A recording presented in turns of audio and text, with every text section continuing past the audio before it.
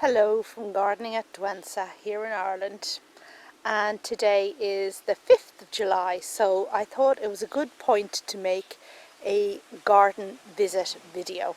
And we're going to visit most of the garden today, if not all of it. I hope you'll come with me, and I hope you'll enjoy all the beautiful coloured flowers I have at the moment. It's a riot of colour.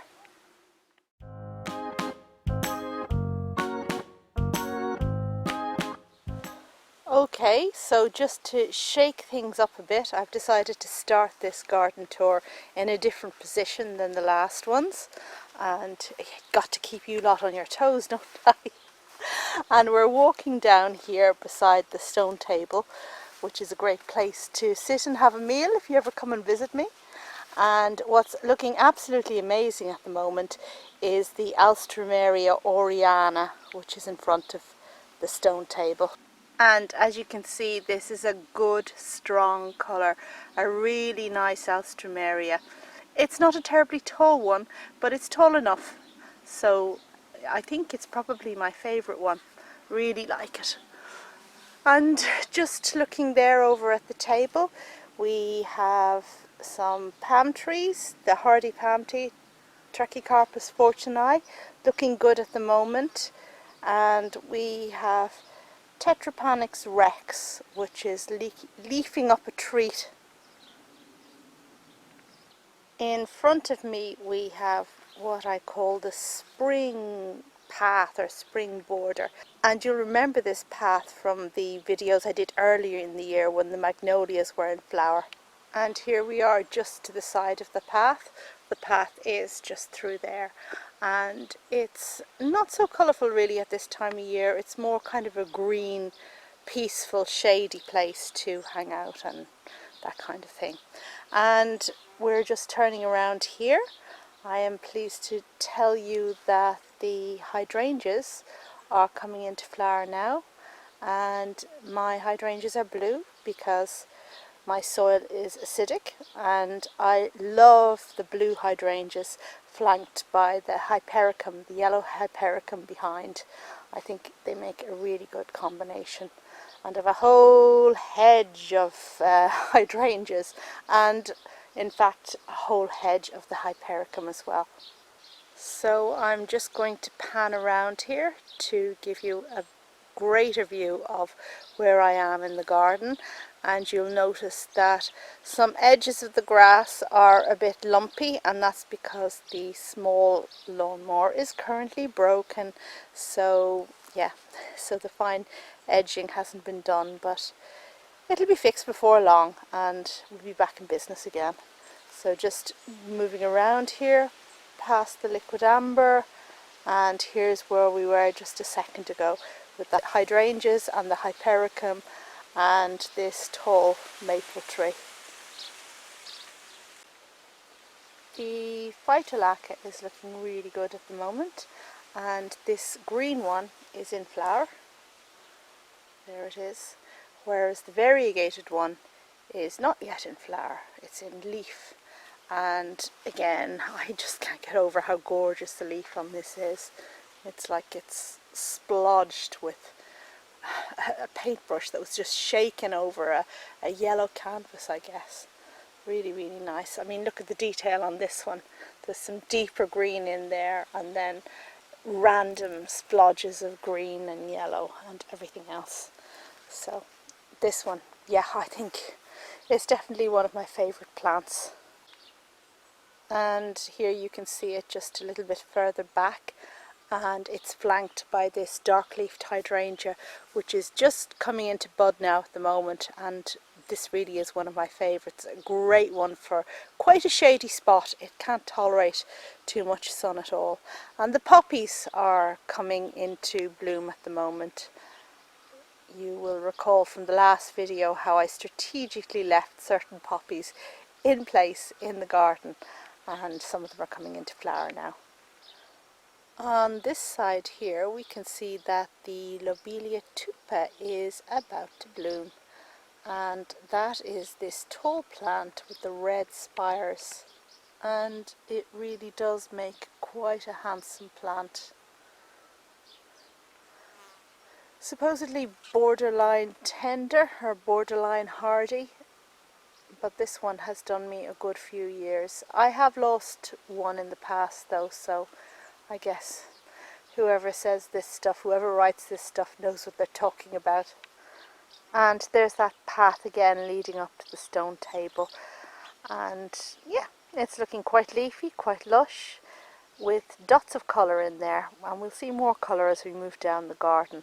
The starry white flowered plant just over there is Gillenia, if I recall, one I grew from seed, and quite a cute little thing it is too. It has these star-like flowers that kind of bob about in the breeze. Yeah, cute little woodlander. And just in front of me here, the prairie style border where the Persicaria is really coming into its own now. Here are the spires of that Persicaria, and they have this kind of rusty burnt feel to them, but the shape is really good. Those strong verticals are such a good shape. So we'll leave that behind us and we'll just walk over here between the two mock oranges which we've missed flowering, and this is the clovey scented one. It still has a few flowers and I absolutely adore the scent on this. It's amazing. Unfortunately I don't have a name for which mock orange it is, but yeah, so sorry about that. Okay, so walking down across the top here, and we're passing by the arch here on the left, and that means that we're also passing by this border down here, and this border is now in flower with Francoa on the left and with Hosta on the right, and this really is a pretty Francoa. My son Josh raised it from seed one year and it germinated really easily and grew really well, and now I have lots and lots of it in the border. I planted it here to the front of this particular border, and you can see it produces a lot of leaf and a lot of flower spikes for a long period of time. Here are ones that aren't yet open, so looking good.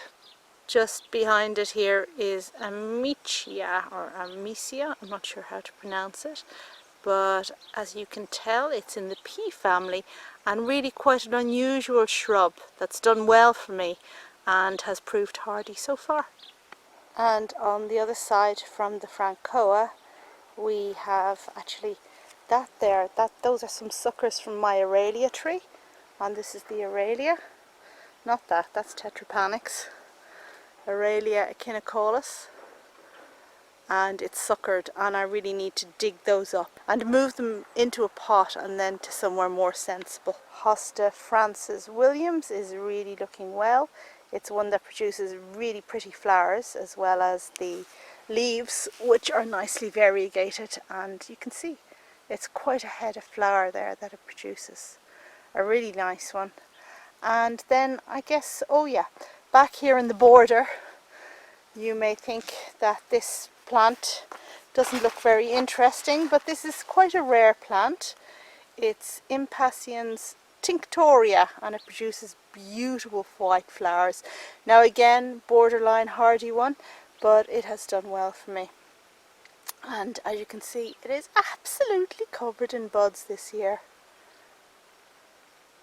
So I can't wait for those to open. And we're continuing our stroll across the top of the garden here, where the second arch is just looming on our left there. I have the hose down here. I was busy watering that Lobelia cardinalis down here, and as the arch is on the left, that means there is a path here. So we're just walking through the Stipa Gigantea, and you can see that the campanula is just coming into flower now, and this is a wonderful, very tall campanula that I grew from seed. Makes a fantastic show, a great plant for the back of a border. Let's have a look. Really, really nice thing. So I have a good bit of it. And then if we move over here to the other side, we have the likeness, and this is Maltese cross, I think is the common name for this particular flower, also grown from seed, and it really is a blood red to the flowers. I like it a lot. It's a single flowering plant, but I think it's definitely worth having in the garden. And look behind it. Look at all the seed pods on the peony tree. It's gone absolutely mad. Now I think I'm going to prune a couple of branches off that because it is really taking over, completely obscuring my poor gargoyle. Yeah, I think I definitely need to do something there. Okay, so actually if we continue down here, as you can see, there's a border at the end with a big wheel and with various variegated plants all looking quite well at the moment. And then just swinging around a bit to show you the rest of the garden. Yes, blue hydrangeas and other stuff down there, which we'll go down and have a look in a minute. Here we have a Buxus circle and a multitude of Buxus circles over there, and this is the place we just came from.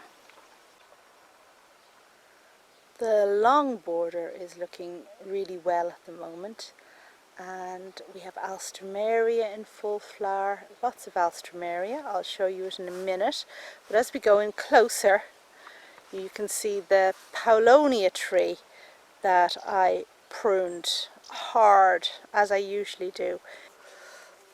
In fact, the leaves aren't enormous at the moment, they're just medium sized, so I expect them to kind of put on a spurt in a little while. And that was my secateurs injury. Yes, gardening is dangerous. This is a nice Alstroemeria here, and I hope to put the name of it on the screen. The bees seem to like it a lot. It's a perennial Alstroemeria, but what I also have over here are annual Alstroemerias that seed about, and that is this pinky orangey one you see here. And these are Lig2 hybrids which I've grown for many years, and they're really tricky to get to germinate from seed. So if you buy the seed, you'll spend a long time trying to get them to germinate, but if you grow it in your garden, it'll be popping up everywhere. So one of those that aren't difficult if you have them in the garden, but can be really tricky otherwise. And I like it, and I like the way it pops up here and there, and I like the way that when it finishes flowering I can just pull them out and leave space for other plants. I think that really is a good advantage of this particular plant. So that's where we were just a minute ago, and we have the Sidalcea, I think it is.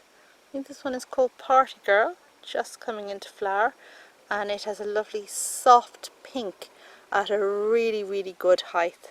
I really like that plant, even though its flowers just the once.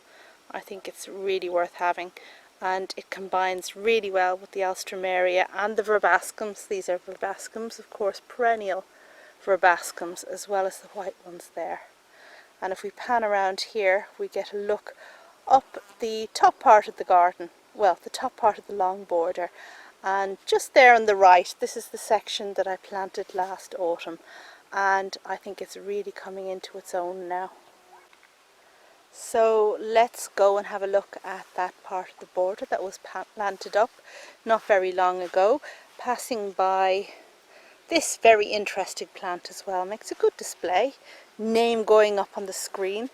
And in here we have a lot of Lychnis coronaria, and this really is a stalwart in my garden. Absolutely wouldn't be without this plant. Now, as you can see, it has silver foliage, really good foliage, and magenta flowers, and I think the magenta flowers are really important. There's a white version as well, but the magenta, I think, just really zings the whole thing up. If you've got white on silver, well, it's nice, but this really is, well, It appeals to my sense of colour coordination anyway. So this plant is very short-lived for me. I'm not sure it's exactly annual, but they die all the time. But that's not to worry because they produce a lot of seed. And you can see that any gaps that I have are quickly filled in with these plants. And then you can dig them up and pot them up and move them around and put them where you want them. But really, it's a super plant, absolutely wouldn't be without it. And it makes a fantastic display when you have a whole sea of it in flower like this. You know, we can overthink things sometimes. We can think plants are too simple and that we want something more exotic, more unusual. But this little plant really does it for me and earns its keep every which way you look at it. Down here we have my favourite potentilla. Now this is a herbaceous potentilla, not the shrubby one. And we just have a look at this flower down here. And this one I think is called Arc-en-Ciel. Name going up on the screen, and it has the most gorgeous flowers, and of course the foliage looks exactly like strawberries. Just here we have, well, I was going to say my favourite Alstroemeria, but I just already gave that accolade to Oriana, but maybe this one really is my favourite. And what I absolutely love about it is, well, the colours of the flowers are amazing. They're certainly orangey, a bit redder than Oriana, but there's a lot of yellow mixed in there. And you've got these exotic tiger-like markings in there, in the throat. But it also has really dark foliage, and that's a definite plus because Alstroemeria foliage usually isn't worth writing home about. Look at the super display I have at the moment. Now this plant was originally named as Indian Summer, I believe. But its correct name is the one that you will see now going up on the screen. A gorgeous, gorgeous Alstroemeria. And here we have a verbascum beside it. And if you follow my videos, you'll know that I have a lot of self-seeders, verbascum, likeness we've just talked about, and of course poppies. And the poppies are very much in flower at the moment. Well, some of them anyway. And this one seems to be a double pink. Very, very pretty. And of course it has this gorgeous glaucous foliage which looks wonderful in front of that cotinus there. Really, really pretty thing. And poppy seeds of course can last hundreds of years in the soil. So if you get a lot of poppies to seed into your soil, you're not going to be without them. They'll pop up here, there and everywhere. Okay, so at the front of the border we have these yellow bushes that are kind of holding the border together in terms of cohesion, and you can see I've dotted them all the way up here. But we have other things in flower. We have a hydrangea. I think that was that and the cotinus were the two things that were left in this border together with the trees when I completely revamped it last autumn. And down on this level you can see that it is a riot of colour. There's lots of yellow, there's orange, there's white, there's purple, there's more yellow. I think there's pink coming there in the shape of that penstemon, and more red over there, more yellow there, and we have a pink peony up there as well. So lots and lots of colour. This peony is past its best now, but well, it's still adding value. Good pink colour, and I think this one is probably the freshest. If we have a look in there, really, really nice. And this one I've had for many years. Actually, it's a fine clump of a peony. Look at it. That stayed in the border when I revamped. I didn't move that because, well, legend has it that peonies don't like being moved. Although I don't have any practical experience of doing that, so that's all I'll say. We've lots of poppies there at the back coming, and yeah, I'll have a display before long. And I mulched the hardy orchids there after giving them a good watering and a weeding, and hopefully they'll do well. So we are leaving the long border now and walking up here past yet another hydrangea, and I think I really loved hydrangeas when I started my garden. I bought lots and lots of them, and it shows. I also loved dark leafed sambucas like this, and I loved mock oranges, and all of them you can see in abundance in the garden.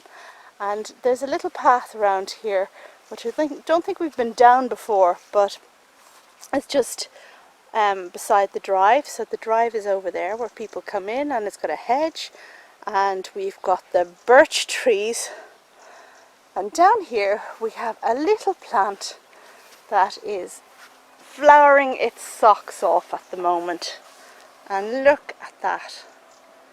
It's a riot of these starry flowers, looking absolutely gorgeous. Now this little gem is a saxifrage, and it's a very easy to grow saxifrage. It needs good drainage, but it seems to do well in some shade, which it has here, and certainly, you know, this does really well. In fact, I weed a whole load of it out every spring because it really likes to spread. And I think I'll link to that weeding video right at the end, where I had to go at this poor little fella and removed quite a bit of it. Okay, so I don't think we'll bother going down there. Instead, we will turn around and head up to the top part of the garden. And out on the drive we can see these borders that kind of just flank the garden, and in here we have a lot of things coming into full flower at the moment, like this amazing daylily called Rocket City. And isn't it a great one? This is a very reliable doer for me. And I think I mentioned before that daylilies aren't the most reliable plant in my part of the world. You know, if you have a bad summer you can just get a lousy flowering, and that's a terrible pity, but this one always does well. And this penstemon doing so well for many years.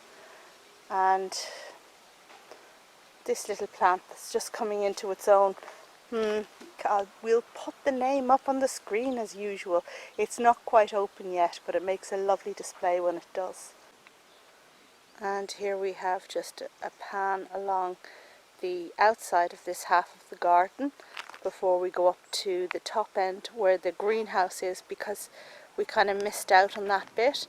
And this isn't a greenhouse tour, but we will at least take a little look in there and well, to that part of the garden anyway, and see what's going on. And here we have a little pause en route, and this is the other end of that spring-like path I talked about before, where we can see this peony looking really well. And this is one that many people in Ireland grow, called Sarah Bernhardt, and she really is a flouncy beauty. The double flowers are really quite gorgeous, but the one drawback with Sarah is that she does need staking, and you thought this was just naturally drooping over, but in fact this is what staking looks like, because I have a hoop in there just supporting the extent of her flowers, and she makes really big double flowers.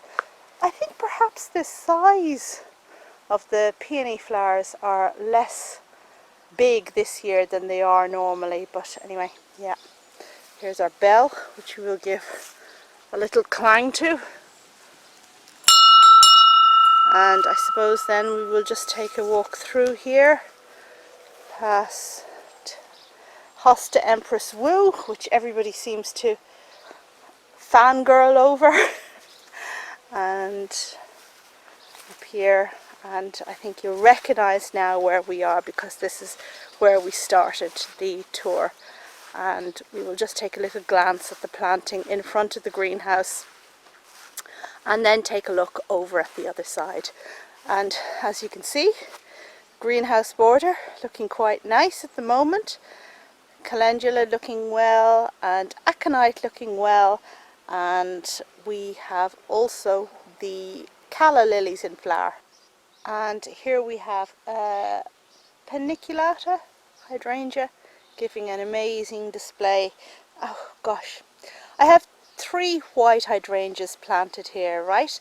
And 2 of them are paniculata, as is the norm. Usually white hydrangeas are paniculatas, but 1 of them isn't.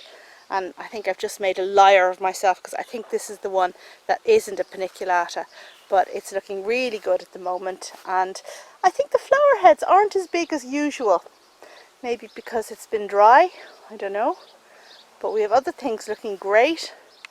That podophyllum, still looking really, really good. And yeah, I guess there's the working area at the top of the garden where we don't go, and just the plants in waiting here at the side. And there is my greenhouse, which we will venture into on another day. Here we're, I guess, on a paved area that I don't show very often. There's the shed. Over there, the last remaining Rosa rugosa in the garden. But it is a riot of flower at the moment, and a riot of bee song. They are absolutely loving that. And of course, Rosa rugosa produces hips in the end. So it can be a plant that earns its keep in a garden if you're not too concerned about it running, and that was the big problem as far as I was concerned. It ran through the borders. But I just wanted to show you briefly this campanula that I have spent a long time getting to take in this very, very stony area. Now this is kind of like a service area. We're in front of the tanks where the heating oil is kept, and the main thing here was to hide what goes on behind, which is why the Phytinia is planted there, and there's absolutely no soil, and that's why I put the campanula down there. And I worked hard to get it to flower and spread this extensively, but I think it's done a great job. So we have just 2 more sections to see. A brief look at the Zenish area with the succulents in front, and then over here to the West Garden, which is a riot of scent at the moment, with mock oranges really, really stealing the show. And I'm just giving you a bit of a pan here of the succulent area. And look at this fella. Look at these mad flower spikes. I love house leeks because you can leave them outdoors in that climate.